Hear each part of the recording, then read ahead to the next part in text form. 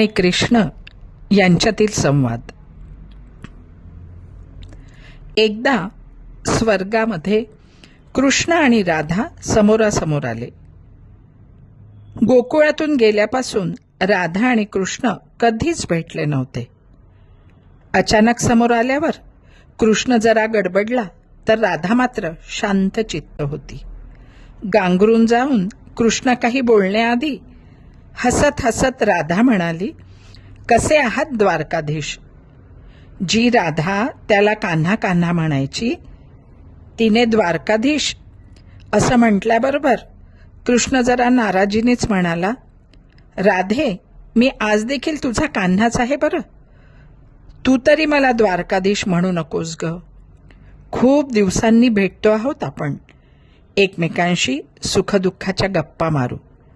एवढ्या धावपळीत मला जेव्हा जेव्हा तुझी आठवण यायची तेव्हा तेव्हा माझ्या डोळ्यातून अश्रूंची धार लागत होती राधा."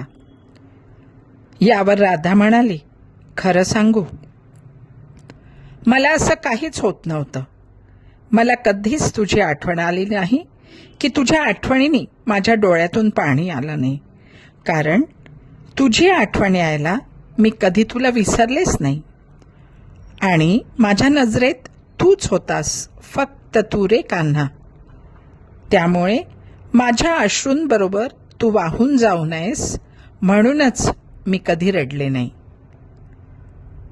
प्रेम विसरून तू मात्र काय काय हरवून बसला आहेस ते सांगू?"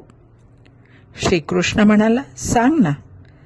राधा म्हणाली, "तुला कदाचित कटू वाटेल, पण हे सत्य आहे. गोकुळातून गेल्यापासून तू आम्हाला कोणालाही कधीच भेटला नाहीस. यमुनेच्या गोड पाण्याने तुझं आयुष्य सुरू झालं, त्या पाण्यावरच तू वाढलास आणि समुद्राच्या खाऱ्या पाण्यापाशी थेट द्वारकेस जाऊन पोचला.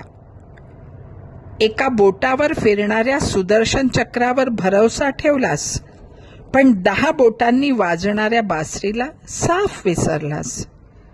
कान्हा, जेव्हा तू प्रेमाच्या सानिध्यात होतास तेव्हा एका बोटावर गोवर्धन पर्वत उचलून हजारो जीव वाचवलेस आणि प्रेमापासून दूर गेल्यावर सुदर्शन चक्राने कित्येक जीव घेतलेस.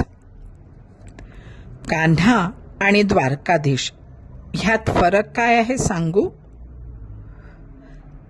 यावर श्रीकृष्ण म्हणाले, "सांग ना.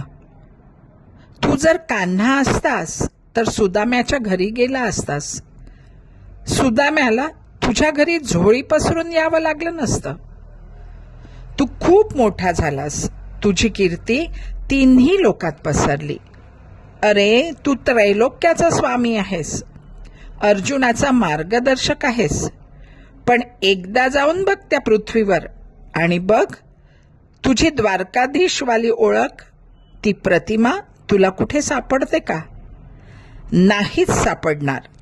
कारण पृथ्वीवर जागोजागी बासरी वाजवणाऱ्या या कान्हावरच सर्वांनी विश्वास ठेवलाय आणि त्याच्यावरच अतोनात प्रेम केलंय. अरे कान्हा, प्रेमात जीव ओवाळून टाकला जातो रे. प्रेमात माणूस स्वतः दुःखी राहू शकतो, पण दुसऱ्याला मात्र कधीच दुःखी करू शकत नाही. ही आहे प्रेमाची महती. म्हणूनच तर पृथ्वीवर जिथे जाशील तिथे, घरात, मंदिरात, सर्वत्र तुझ्या बाजूला तुला मीच उभी असलेली दिसेन आणि सर्वत्र एकच जप ऐकायला मिळेल, राधे कृष्ण, राधे कृष्ण. ही आहे खऱ्या प्रेमाची ताकद.